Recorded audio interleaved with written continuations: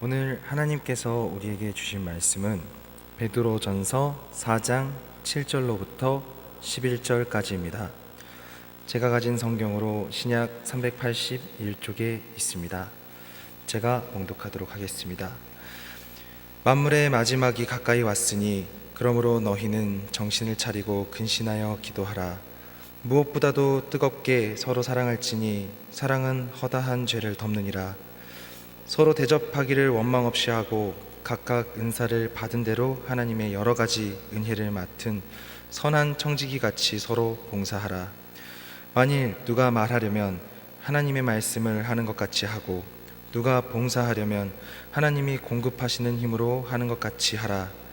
이는 범사에 예수 그리스도로 말미암아 하나님이 영광을 받으시게 하려 함이니 그에게 영광과 권능이 세세에 무궁하도록 있느니라. 아멘. 세월의 속도는 나이에 비례한다 라는 말이 있습니다. 그래서 10대에는 10km, 또 20대에는 20km, 또 30대에는 30km로 점점 그 속도가 빨라진다고 이야기를 합니다. 그 이유에 대해서 전문가들은 나이가 어릴 때에는 호기심이 많고 또 모든 일들이 새로운 경험들이었기 때문에 많은 일들을 도전하고 경험하여서 기억해야 하는 세대이기 때문에 그렇다고 이야기를 합니다. 그런데 나이가 들기 시작하면서 새로운 이런 경험보다는 좀 더 익숙해지고 또 반복되어지는 일들이 많아지게 되고 또 하루가 바쁘게 지나오긴 했지만 도전하고 또 경험하고 기억해야 될 것들이 적어지게 되면서 시간이 오히려 빠르게 흐르는 것처럼 느껴지기 때문에 그렇다고 전문가들이 이야기하고 있습니다. 그런데 요즘에는 오히려 젊은 세대조차도 일상이 마치 다람쥐 쳇바퀴 돌듯이 반복적으로 흘러가고 있기 때문에 오히려 시간이 빠르게 진행되는 듯한 현상이 나타나고 있다고 합니다. 이 말은 곧 변화 없이 또 도전 없이 경험되어지는 것 없이 세상을 살게 되면 바쁘기만 했지 무의미하고 또 시간만 빠르게 지나가는 삶을 산다는 이야기입니다. 우리가 이루어가고 있는 믿음의 삶도 이와 다르지가 않습니다. 하나님을 믿는 믿음이 진실한 고백과 행함으로 나타나고 또 경험되어져야 하는데 반복적이고 또 일상적이며 은혜 없이 살아가게 되면 시간은 아무 의미 없이 그저 허무하게 빠르게만 흘러가게 된다는 것입니다. 그렇게 우리는 믿음의 삶을 허투루 보내는 것이 아니라 오늘 말씀을 통해서 믿음의 삶을 뒤돌아보면서 점검해 볼 수 있는 시간이 되기를 원합니다. 오늘 본문은 믿는 자들의 삶이 어떻게 구별되어져야 가는가에 따라서 마지막 때를 어떻게 살아가야 하는가에 대한 베드로의 권면의 말씀입니다. 우리는 주님이 다시 오신다는 마지막 때를 살아가고 있습니다. 모두가 마지막이라는 말을 할 때 또 들었을 때에는 고개를 끄덕이면서 정말 그렇구나라고 공감을 합니다. 하지만 어떻게 이 마지막 때를 준비하고 있습니까? 라고 이렇게 물었을 때에는 쉽게 대답을 하기가 어렵다는 것입니다. 왜냐하면 어디서부터 또 어떻게 준비해야 될지 잘 모르기 때문입니다. 또한 알면서도 우리가 실천하며 살기가 어렵기 때문인 것입니다. 그렇기에 우리는 하나님 안에서 마지막 때를 준비하기 위해서 어떻게 해야 하는지 다시 우리의 신앙을 점검해보고 말씀을 통해서 구체적으로 취해야 할 자세를 우리가 살펴보도록 하겠습니다.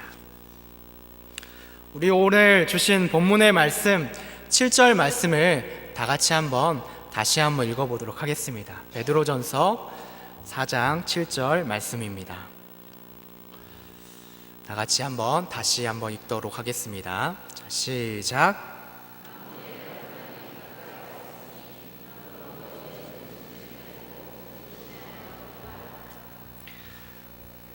네, 마지막 때를 살아가는 우리가 준비해야 될 첫 번째 자세는 정신을 차리고 기도하는 것입니다. 본문에서 만물의 마지막이 가까이 왔으니 그러므로 너희는 정신을 차리고 근신하여 기도하라 라고 이렇게 말하고 있습니다.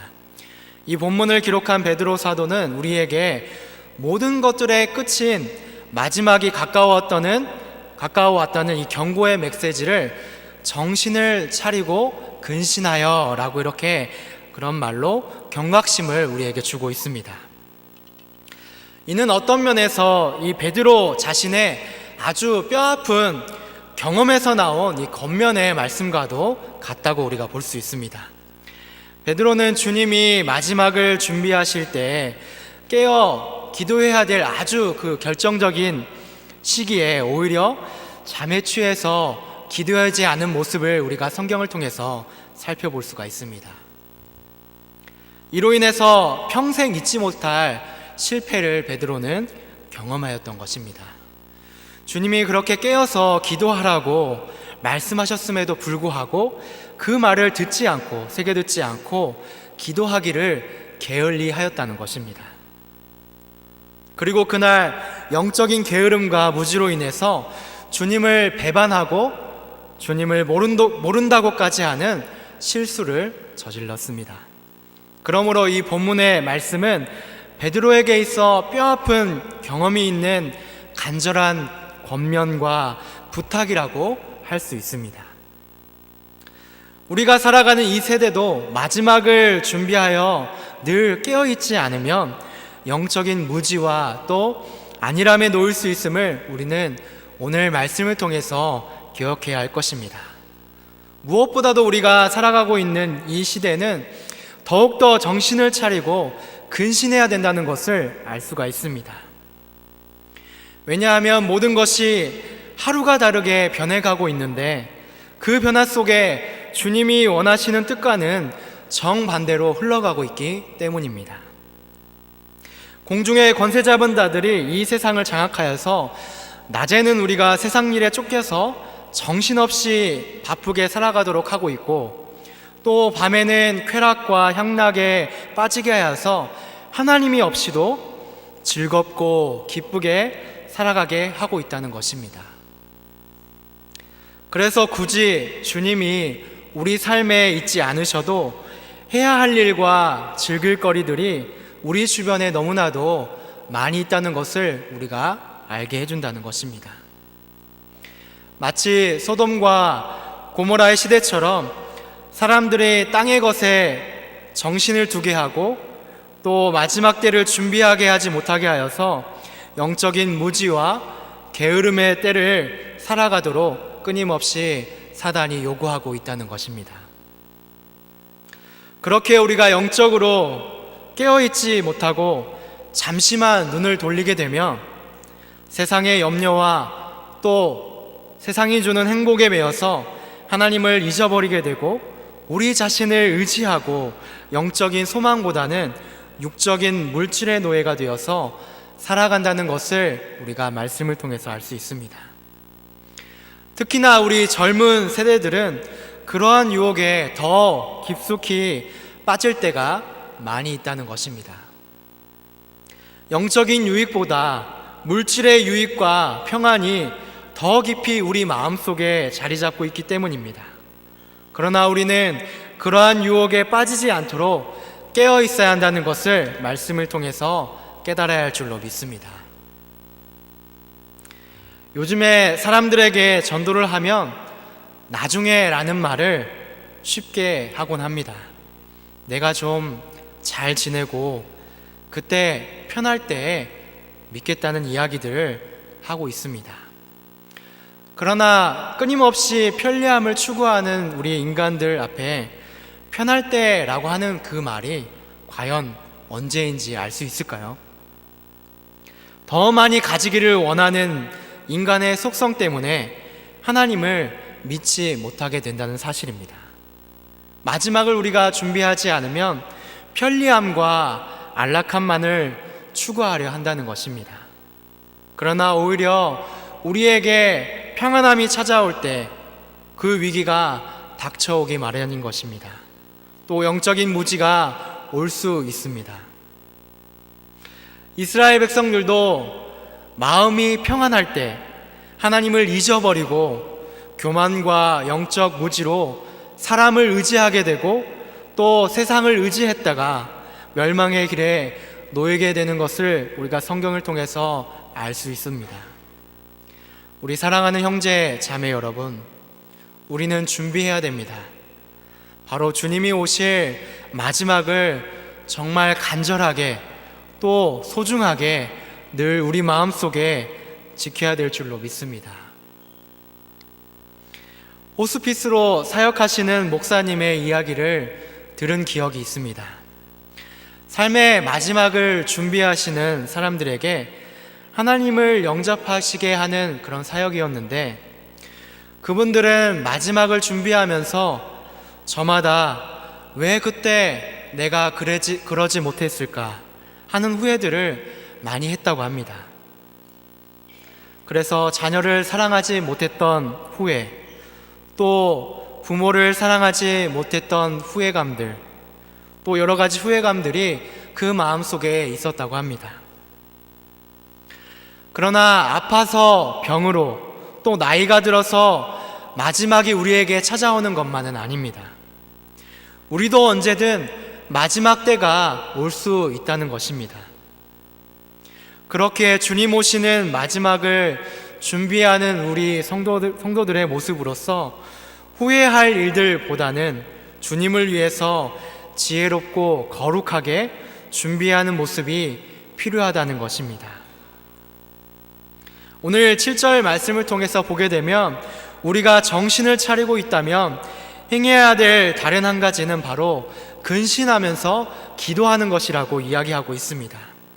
우리가 아무리 정신을 차리고 하나님을 바라본다고 하지만 기도로 무장되지 않고서는 많은 유혹과 또 욕심에 다시 사로잡힐 수밖에 없음을 오늘 본문이 기록해주고 있습니다.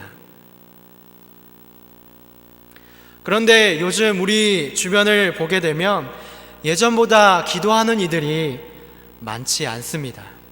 예전에는 여러 기도회들이 정말 많고 뜨거운 마음으로 모인 이들이 우리 가운데 많이 있었는데, 왜 모임이 줄어들고 기도하는 이들도 우리 가운데 많이 줄어들게 되었을까요?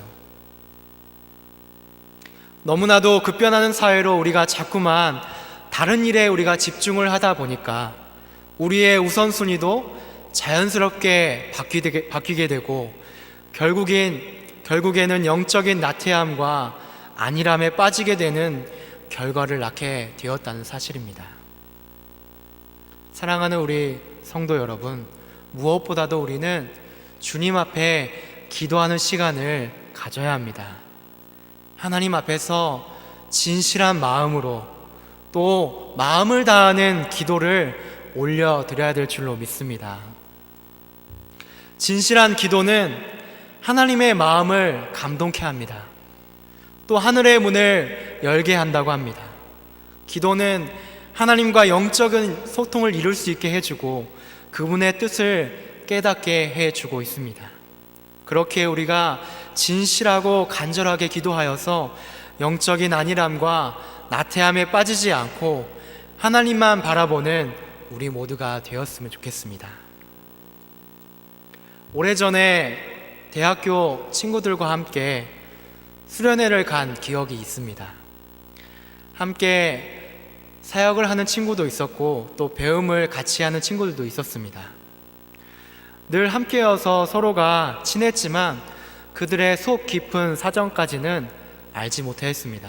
그러나 그날 저녁에 서로 기도하면서 하나님을 찬양하면서 자신들의 문제와 또 여러 가지 기도의 제목들을 나누면서 함께 정말 뜨거운 마음으로 함께 기도를 하였을 때 하나님이 우리와 함께 계시다는 것을 우리가 느낄 수가 있게 되었습니다. 또 뜨거운 마음으로 부르짖고 하나님 앞에서 진실한 마음으로 우리가 지은 죄를 고백하는 시간이 되었습니다.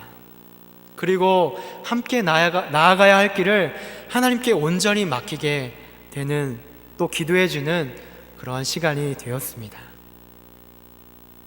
이렇게 기도를 통해서 하나님은 우리에게 힘을 주시고, 또 연약해져서 앞을 알 수가 없을 때에 하나님께서 들으시고 응답하시며 가야 할 길을 인도해 주신다는 사실을 알게 합니다. 그렇게 우리가 마지막 때를 준비하는데 기도는 선택이 아닌 바로 필수여야 한다는 것을 우리는 깨닫게 하고 있습니다. 우리는 기도를 통해서 준비된 자가 되어야 합니다.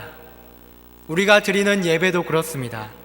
우리가 기도로 준비하지 않고 하나님께 예배를 드리게 되면 우리의 예배는 온전히 드려질 수 있는 예배가 될 수 없다는 것입니다. 왜냐하면 사단이 계속해서 우리를 방해하기 때문입니다. 그렇게 우리는 준비된 예배자가 되어야 되며 매일의 삶이 기도로서 시작되어야 되고, 예배 가운데서도 먼저 기도로 준비하는 우리의 마음이 되어야 될 줄로 믿습니다. 우리 본문 8절 말씀도 같이 한번 읽어보기를 원합니다. 본문 8절 말씀입니다. 시작.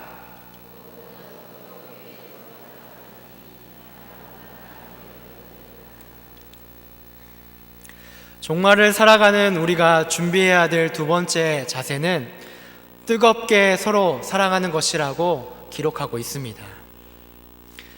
뜨겁게라고 표현하는 이 표현은 어느 정도를 이야기하고 있을까요? 어떤 불에 달구는 그러한 뜨거움일까요?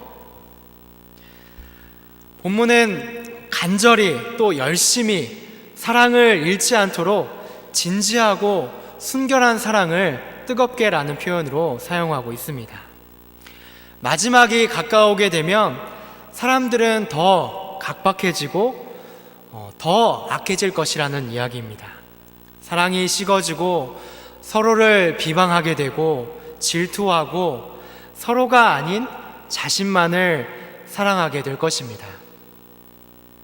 자신의 안위와 사랑에 관심을 두게 되니까 물질의 욕심에 얽매여서 사람을 죽이는 일들이 아무렇지 않게 우리 주위에 일어나고 있습니다.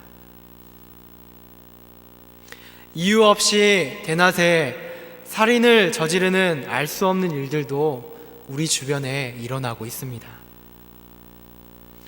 세상만 그런 일이 일어나는 것은 아닙니다. 교회 안에서도 서로가 사랑하지 못하고 때로는 시기하고 또 질투하고 다툼이 일어난다는 것입니다. 그렇게 오늘 베드로는 마지막을 준비하는 우리에게 뜨겁게 사랑할 것을 요청해 주고 있습니다. 이것은 단순한 사랑이 아닙니다. 내가 손해를 보더라도 희생조차도 감당하는 적극적인 사랑의 자세를 이야기하고 있습니다. 베드로는 오늘 그 사랑의 자세에 대해서 그 이유에 대해서 설명해 주고 가르쳐 주고 있습니다. 왜냐하면 사랑은 허다한 죄를 덮기 때문이라고 이야기하고 있습니다. 여기에 표현된 허다한이라고 하는 이 말은 형용사 최상급으로서 가장 많은 상태를 가리키고 있습니다. 사랑이 이렇게 많은 죄를 덮는 이유가 무엇일까요? 마지막 때에 주님께서 다시 오시는 이 재림의 이유가 바로 이 죄 문제와 관련이 있기 때문인 것입니다.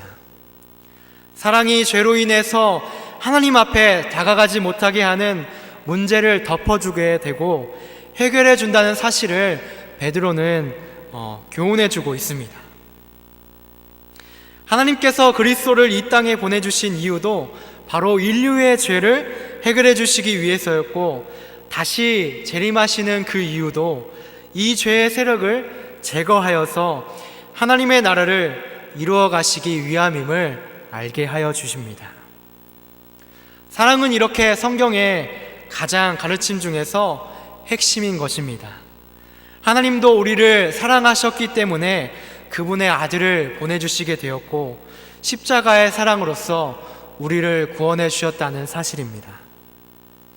우리는 이렇게 사랑의 마음으로 마지막을 준비하여서 죄를 능히 이겨낼 수 있도록 해야 된다는 사실입니다. 오늘 말씀처럼 사랑은 허다한 죄를 덮는다고 이야기하였습니다. 사랑은 다툼을 일으키고 미움을 일으키는 이 마음에서 사람의 허물을 덮어주고 말없이 용서하게 된다는 사실을 표현해 주고 있습니다. 세상이 험악해지고 살인이 아무렇지 않게 일어나는 이 시대 가운데에서 사랑은 그리스도인에게서 필수 불가결한 것을 이야기해 주고 있습니다. 그러므로 우리는 사랑이 없는 이 시대 가운데 더욱 서로를 우리가 사랑하고 또 사랑을 서로 고백할 수 있는 삶이 되어야 될 줄로 믿습니다. 가장 가까운 사람에게 먼저 진심을 다해서 사랑을 주고 고백해 줄 수 있는 우리의 모습이 되었으면 좋겠습니다. 그러할 때 그 마음의 진심이 전해질 것입니다. 사랑이 이렇게 식어지는 세상 가운데 빛을 비추는 우리의 모습이 될 줄로 믿습니다. 항상 우리의 마음이 진실함으로 서로를 사랑하는 우리의 마음이 되시기를 원합니다. 우리 9절 말씀도 다 같이 한번 읽어보도록 하겠습니다. 9절 말씀입니다. 시작. 베드로는 사랑을 실천하면서 표현하는 방법을 구체적으로 제시해주고 있습니다. 오늘 말씀을 보게 되면 서로 대접하기를 원망 없이 하라라고 이렇게 이야기하고 있습니다. 여기에서 이야기하는 이 대접이라고 하는 단어는 필록세노스라고 하는 단어인데, 필로스 즉 친절한 사랑이라고 하는 단어와 크세노스라고 하는 외국인이나 손님이라는 단어에서 유래가 되었는데, 낯선 사람을 사랑하는 또 환대하는 일을 의미하고 있습니다. 즉 이렇게 베드로가 말하고 있는 이 대접하는 일은 사교적이고 또 부한 자를 대접하는 그러한 접대와는 그 의미가 다름을 이야기하고 있습니다. 오히려 낯선 사람들, 또 나그네와 또 가난한 자와 복음 전도자들, 그리고 원수까지도 대접하는 것을 의미하고 있습니다. 대접과 또 접대가 다른 이유는, 접대는 그것을 준비하는 주인에게 초점이 맞추어져 주인에게 기쁨이 되고 있지만, 이와 달리 대접하는 일은 초대받는 손님에게 초점이 맞추어져 있다는 사실입니다. 그런데 베드로는 이 대접을 왜 원망 없이 하라라고 이렇게 이야기하고 있을까요? 원어에서는 이 단어가 불평이라고 하는 단어로 쓰였는데, 무엇보다도 이렇게 대접하는 일이 주인이 얻을 유익보다는 오히려 손님을 위해서 많은 것을 헌신하고 소비해야 할 일이 많기 때문에 대접이 쉽지 않다는 현실성을 반영해 주고 있습니다. 그래서 대접하는 사람들로 하여금 주인이 불평이 쌓일 수가 있다는 것을 전제해 주고 있습니다.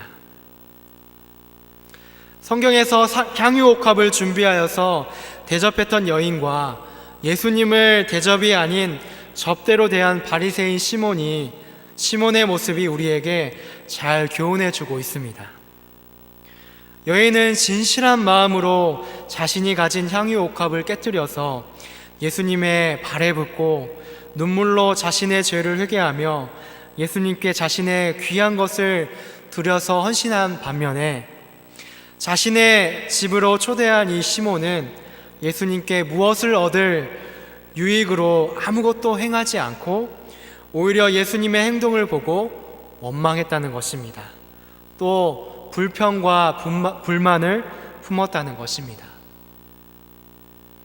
결국에는 사랑 없는 대접과 불평으로 일관한 이 바리새인 시몬은 주님께 책망을 받았다는 것입니다. 예수님은 남에게 대접받고자 하는 자는 먼저 대접하는 자가 되어야 한다고 말씀하셨습니다. 그러나 우리가 살아가는 세상은 대접을 하기보다는 때로는 대접해 주기를 바라고 있다는 것입니다. 마치 give and take라고 말하면서 접대 개념으로서 무엇을 받기를 원한다는 것입니다. 그러나 우리가 무엇을 받기를 원하고 불평을 일삼는 접대보다 주기를 즐겨하는 대접으로 우리 주변의 사람과 주님께 기쁨이 되는 일을 해야 될 줄로 믿습니다. 주변 사람들에게 자꾸자꾸 나눠주기를 원합니다. 그렇게 할 때 받는 사람도 기쁨이 되지만 주는 우리에게 기쁨이 더 크게 될 줄로 믿습니다. 이러한 기쁨을 누리는 우리 모두가 되기를 원합니다. 10절을 보게 되면 은사를 받은 대로 하나님의 선한 청지기 같이 서로 봉사하라고 말씀하고 있습니다. 우리에게 주신 모든 것을 하나님을 위해서 봉사해야 된다는 것을 이야기하고 있습니다.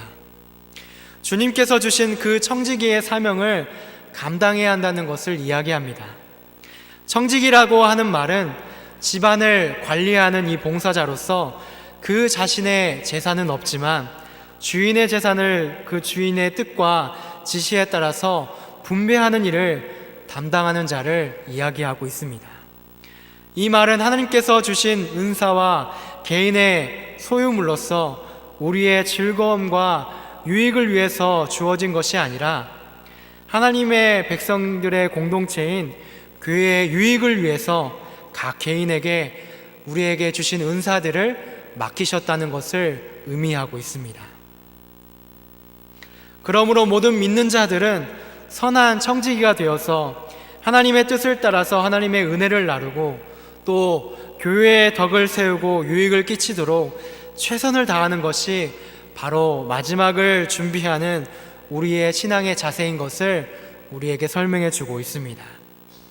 가르치는 것, 또 돌보는 것, 자선하는 것, 여러 가지 것들이 우리가 할 수 있는 영적인 은사들이라는 것을 우리에게 설명해 주고 있습니다. 우리는 주님이 주신 맡긴 청지기로서 맡은 바 주님의 일을 잘 관리하고 이루어 가야 합니다. 우리의 달란트를 우리를 위해서만 사용하는 것이 아니라 정말 주님께서 맡기신 몸된 교회 안에서 하나님께서 주신 그 재능을, 은사를 가지고 기꺼이 쓸 수 있는 우리의 마음들이 되기를 원합니다. 세 번째로 종말을 대하며 살아가는 우리가 무엇보다도 해야 될 일에 대해서 11절 말씀이 기록해 주고 있습니다. 11절 말씀도 같이 한번 읽어보도록 하겠습니다. 11절 말씀입니다. 시작.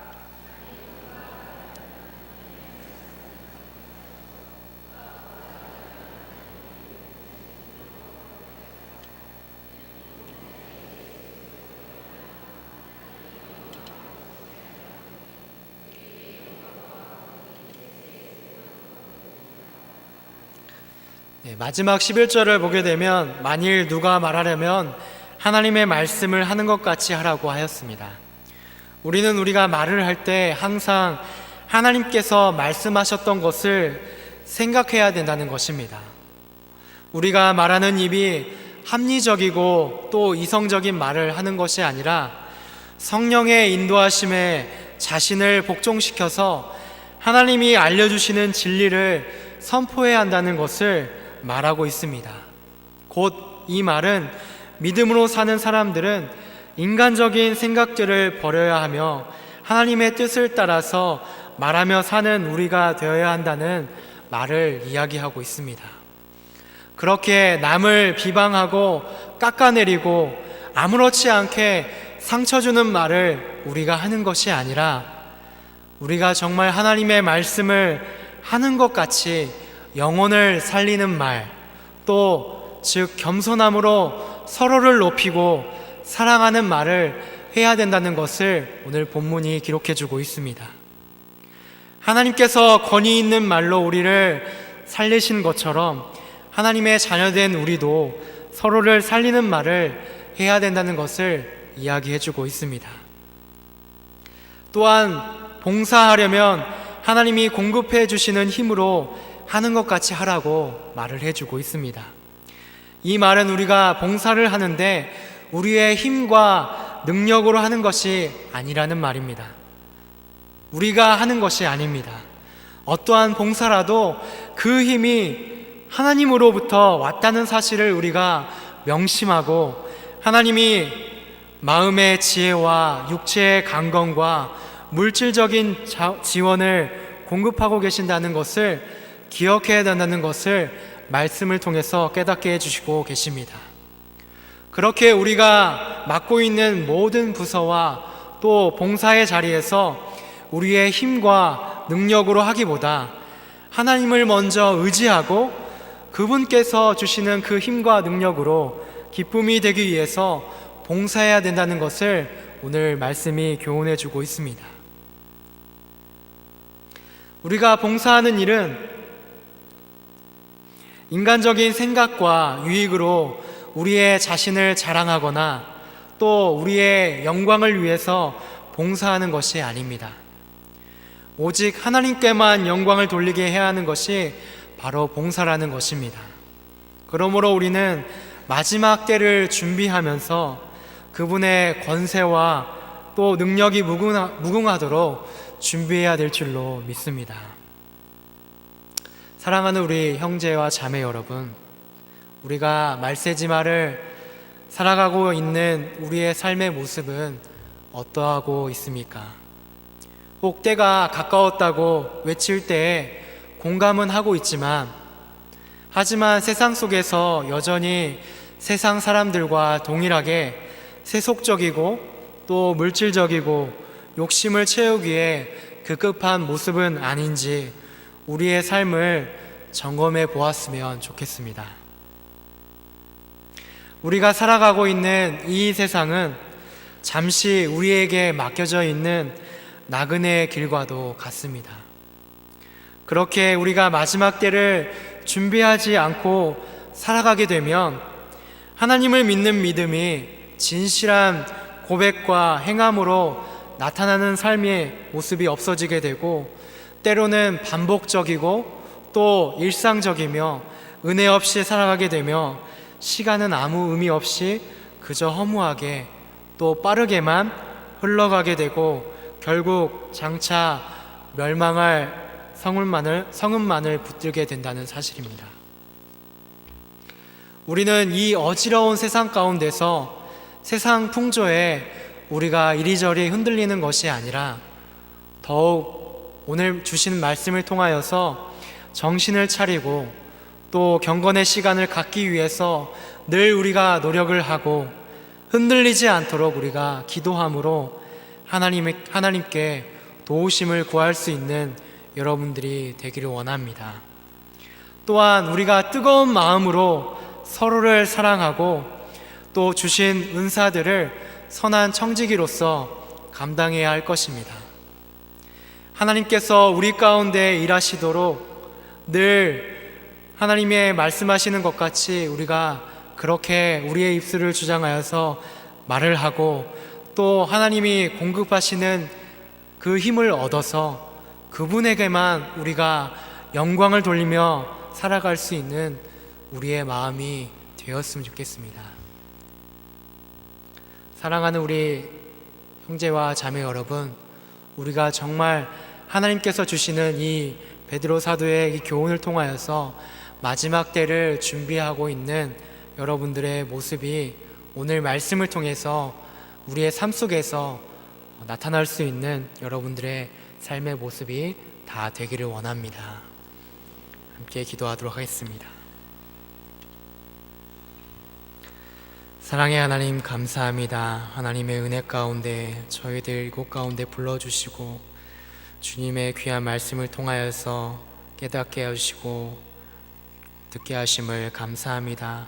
주님, 저희가 마지막 때를 살고 있지만 때로는 너무나도 익숙함으로 또 때로는 영적인 무지와 안일함으로 살아갈 때가 너무나도 많이 있습니다.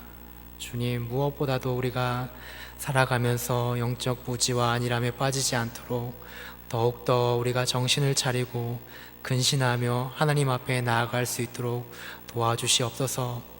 무엇보다도 주님 앞에 기도하기를 원합니다.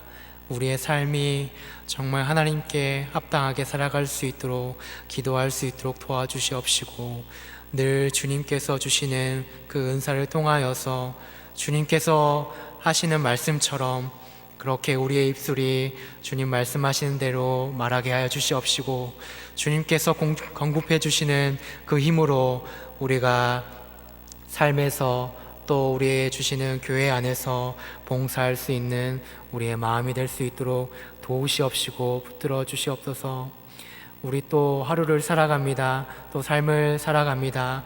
주님께서 이 모든 삶 가운데 역사해 주시옵시고 우리의 모든 삶을 주님께서 인도하여 주시옵소서. 감사를 드리오며 예수님의 이름으로 기도드립니다. 아멘.